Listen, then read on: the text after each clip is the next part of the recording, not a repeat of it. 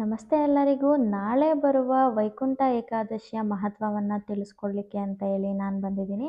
ದಯವಿಟ್ಟು ವಿಡಿಯೋನ ಸ್ಕಿಪ್ ಮಾಡಬೇಡಿ, ಕೊನೆವರೆಗೂ ವಿಡಿಯೋನ ನೋಡಿ. ಹಾಯ್ ಆಲ್, ನಮಸ್ತೆ ಎಲ್ಲರಿಗೂ. Welcome back to my YouTube channel. ಇದು ಅಕ್ಷಯ್ ಲಾಗ್ಸ್. ಯಾರೆಲ್ಲ ಸಬ್ಸ್ಕ್ರೈಬ್ ಆಗಿಲ್ಲ ದಯವಿಟ್ಟು ಸಬ್ಸ್ಕ್ರೈಬ್ ಮಾಡಿ. ಸಬ್ಸ್ಕ್ರೈಬ್ ಮಾಡಿರೋ ಅಂಥವ್ರು ವಿಡಿಯೋನ ಲೈಕ್ ಮಾಡಿ, ಶೇರ್ ಮಾಡಿ, ಕಮೆಂಟ್ ಮಾಡಿ. ಜನವರಿ 10 ಶುಕ್ರವಾರ 2025 ವೈಕುಂಠ ಏಕಾದಶಿ ಇರೋದ್ರಿಂದ ಈ ದಿನದ ವಿಶೇಷತೆ ಹಾಗೂ ನಿಯಮಗಳು ಹೇಗೆ ಅನುಸರಿಸಬೇಕು ಅಂತ ಹೇಳಿ ನಾನು ನಿಮಗೆ ತೋರಿಸ್ಕೊಡೋಣ ಅಂತೇಳಿ ಬಂದಿದ್ದೀನಿ. ಜನವರಿ 10 ಮುಕ್ಕೋಟಿ ಏಕಾದಶಿ ನಿಯಮಗಳು ಹಾಗೂ ವೈಕುಂಠ ಏಕಾದಶಿಯನ್ನು ಹೇಗೆ ಆಚರಿಸಬೇಕು.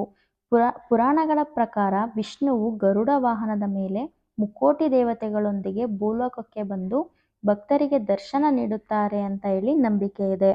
ಆದ್ದರಿಂದಲೇ ಈ ಏಕಾದಶಿಯನ್ನು ಮುಕ್ಕೋಟಿ ಏಕಾದಶಿ ಅಂತ ಹೇಳಿ ಕರೀತಾರೆ. ಈ ದಿನದಂದು ಸ್ವರ್ಗದ ಬಾಗಿಲು ತೆರೆಯುತ್ತದೆ ಅಂತ ಕೂಡ ನಂಬಿಕೆ ಇದೆ.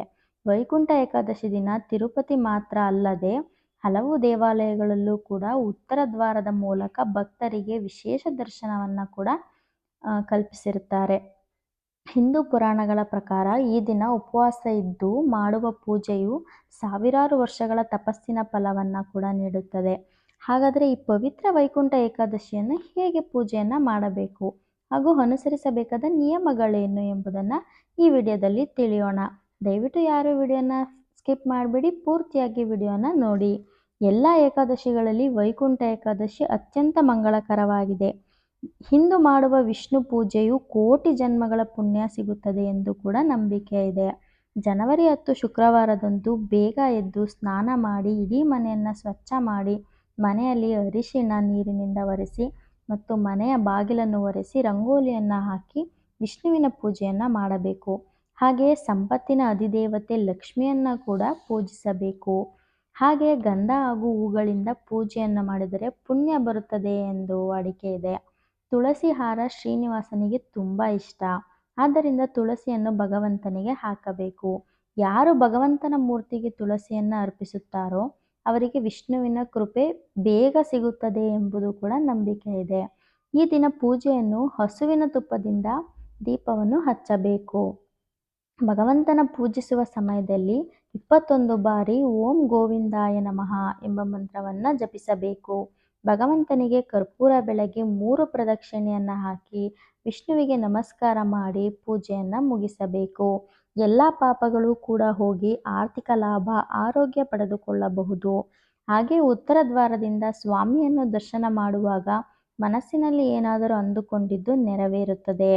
ಈ ಶುಭ ದಿನದಂದು ಉಪವಾಸವಿದ್ದು ಪೂಜೆಯನ್ನು ಮಾಡಿದರೆ ಎಲ್ಲ ಪಾಪಗಳು ಪರಿಹಾರ ಆಗಿ ಪಿತೃದೋಷ ಕೂಡ ನಿವಾರಣೆಯಾಗುತ್ತದೆ. ಇಡೀ ದಿನ ಉಪವಾಸ ಮಾಡೋಕ್ಕೆ ಆಗದೇ ಇರೋ ಅಂಥವರು ಹಣ್ಣುಗಳನ್ನು ಕೂಡ ಸೇವಿಸಬಹುದು. ಏಕಾದಶಿ ಮರುದಿನ ನಿಮಗೆ ಎಷ್ಟು ಸಾಧ್ಯ ಆಗುತ್ತೋ ಬಡವರಿಗೆ ಅನ್ನದಾನ ಮಾಡಬೇಕು. ಮರುದಿನ ಅಂದರೆ ಜನವರಿ 11ರಂದು ದ್ವಾದಶಿಯ ದಿನ ಉಪವಾಸವನ್ನು ಮುರಿಯಬೇಕು. ಆದರೆ ಸೊಪ್ಪಿನಿಂದ ತಯಾರಿಸಿದ ಆಹಾರವನ್ನು ತಿನ್ನಬೇಕು. ಅನ್ನ ಅಥವಾ ಮಸಾಲೆ ಪದಾರ್ಥಗಳನ್ನು ಸೇವಿಸಬಾರದು.